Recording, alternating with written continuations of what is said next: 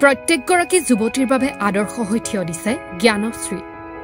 পিতৃৰ পৰিশ্ৰমৰ ধন যৌতুকৰ নামত নিবলৈ যিসকলে সংকোচ কৰে, জোৰা টাপলি মাৰিও পিতৃয়ে কিনি দিয়া দামী আচবাববোৰ নিবলৈ যিসকলে সংকোচ কৰে, পৰিশ্ৰমৰ টকা সাঁচি জোৰণৰ নামত লাখ টকাৰ অলংকাৰ ল'বলৈ যিসকলে সংকোচ কৰে, তেনে সকলো যুৱতীৰে মনৰ আশাক বাস্তৱ কৰিলে জ্ঞানশ্ৰীয়ে।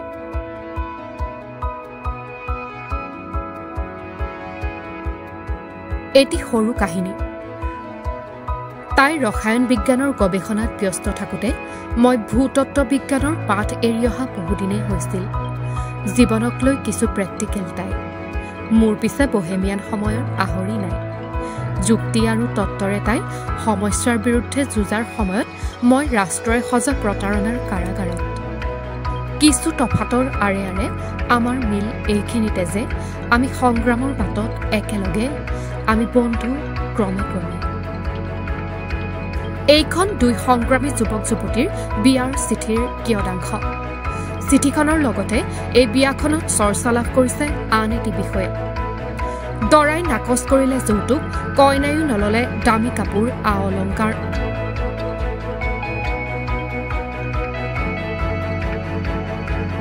দৰাক কৃষক মুক্তি সংগ্ৰাম সমিতিৰ সাধাৰণ সম্পাদক বিতু সোণোৱাল, কইনা ৰাইজৰ দলৰ প্ৰাক্তন মুখপাত্ৰ প্ৰবক্তা জ্ঞানশ্ৰী বৰা। যৌতুক প্ৰথাৰ বিৰোধিতা কৰি কেৱল প্ৰেম, সন্মান আৰু আন্তৰিকতাৰে বিয়াত বহি চৰ্চিত হৈ পৰিছে দুয়ো। হয়, আচলতে আমাৰ এনেকুৱা সমাজত চলি আছে যে আমি সকলোৱে ভাবো যে যৌতুক আমিতো নলওঁ, যৌতুক অসমত যৌতুক প্ৰথা নাই। কিন্তু আমি তাৰ পাছতো সদায় প্ৰত্যেকখন বিয়াতে দেখো যে বিয়াৰ পাছত ছোৱালীজনী যেতিয়া দৰা ঘৰলৈ যায়, বিয়াৰ গাড়ীত বস্তুবোৰ লৈ যোৱা যায়। কেতিয়াবা আজিকালি এনেকুৱাও চলে যে ছোৱালীৰ ঘৰতে কিনি দিয়া নাই, দৰাৰ ঘৰৰ ওচৰতে কিনি লৈ গৈছে, কিন্তু সেয়া যৌতুকেই হয়। আমি বিয়া এখনত আইনৰ সংজ্ঞালৈ যদি চাওঁ, বিয়া এখনত ছোৱালী ঘৰৰ পৰা দিয়া বা দৰা ঘৰৰ পৰা দিয়া যিকোনো বস্তুৱেই, গুৰুত্বপূৰ্ণ যাত অৰ্থবহ বস্তুৱেই আচলতে যৌতুকতে পৰে। গতিকে মই মোৰ ফালৰ পৰা এই কথাটোত স্পষ্টকৈ আৰম্ভণিতে মোৰ ঘৰতো কৈ দিছিলোঁ আৰু তেখেতে তেওঁৰ ঘৰতো কৈ দিছিল যে আমি দুয়োৱে বিয়াত মই ছোৱালীজনীহে ঘৰখনলৈ যাম। মোক যদি ভাল পায় মোকহে বিচাৰক, মোৰ লগত লৈ যাব লগা বস্তুবোৰ নহয়। আমি সেইকাৰণে মোৰ লগত মই কেৱল ছোৱালী যাম আৰু মোৰ লগত যিকেইটা যাৱতীয় সা সামগ্ৰী মই সদায় লৈ ফুৰোঁ, গোৱালপাৰাৰ পৰা ঘৰলৈ আহিলেও যিখিনি বস্তু লাগে সেইখিনি বস্তুহে লৈ যাম।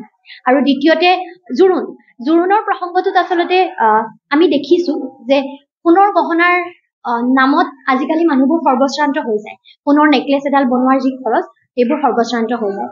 গতিকে মোৰ দাবী আছিল যে মোক দৰা ঘৰৰ পৰা জোৰোণত দামী দামী সোণৰ গহনা নালাগে। অৱশ্যে তেওঁলোকে একেবাৰে এপদো নিদিয়াকৈ বিয়া পতা নাই, কিন্তু দুই এপদ বস্তু মোৰ নিজৰ পিতৃ মাতৃয়ে সৰুৰে পৰা থকাও। এতিয়া ধৰক মই এটা চেইন এডাল পিন্ধি আছো, এডাল চেইন মোৰ পিতৃ মাতৃয়ে সৰুৰে পৰা মোৰ ঘৰত থকা। গতিকে মই তেওঁলোকৰ পৰা এইটো কথা দাবী কৰিছো যে জোৰোণত সেই দামী দামী সোণৰ গহনা, ডিজাইনাৰ কাপোৰ মোক নালাগে। জোৰোণৰ মোৰ প্ৰতি থকা মোৰ মানুহজনৰ মৰমটো বা সেই ঘৰখনৰ মোৰ প্ৰতি থকা মৰমটো সোণৰ গহনাৰ নেকলেছৰ চাইজ, সোণৰ পৰিমাণ বা কাপোৰৰ দামেৰে অন্ততঃ নিৰ্ণয় কৰা নহয়। তেওঁ মোক ভৱিষ্যতে মোৰ সপোনবোৰ সফল কৰাত কিমান সহায় কৰিব আৰু মোক কিমান আগবাঢ়ি যোৱাত সহায় কৰিব, মোক কিমান মৰমত ঘৰখনে ৰাখিব, নিজৰ কৰি ৰাখিব নে নাই, এইবোৰেহে মোৰ পৰিয়ালে আচলতে সম্পৰ্কটো গুৰুত্ব দিব। আৰু ঠিক একেদৰে মই ঘৰখনৰ যিখন ঘৰ মোৰ নিজৰ হ'বলগীয়া ঘৰ কাইলৈৰ পৰা, সেই ঘৰখনেও আচলতে মই লগত লৈ যোৱা বস্তুবোৰ কেতিয়াও বিচৰা নাই।